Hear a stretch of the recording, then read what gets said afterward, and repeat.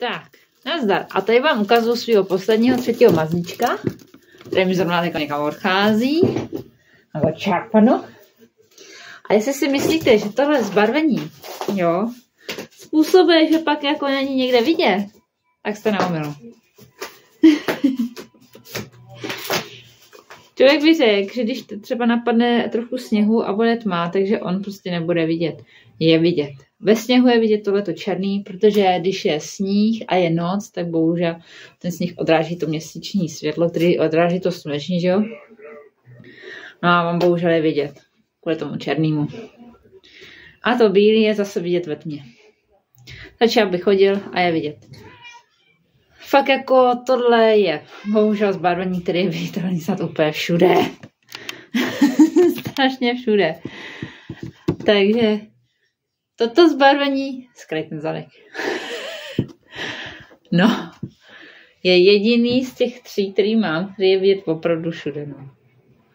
Ostatní vidět nejsou. Takže úplně to šílený, dá se to jako blbý, ale prostě takové.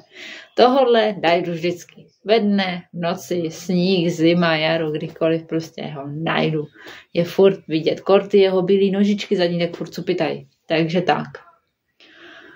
No, dalo by se říct, že není vidět, když je tam takový fialový pruh tady na jedné bytovce, tak tam malička kože není.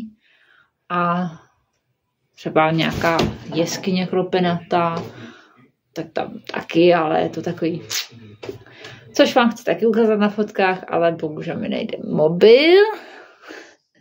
Potřebuji zaktualizovat všechny aplikace, všechno a ono mi to nejde. Nejde mi ani stáhnout zpátky aplikace, která mi pomáhala vyrábět videa.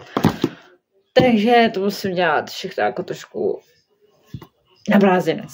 Takže to budete vždycky, to zbarvení budete prostě vždycky o další příspěvek dál. No.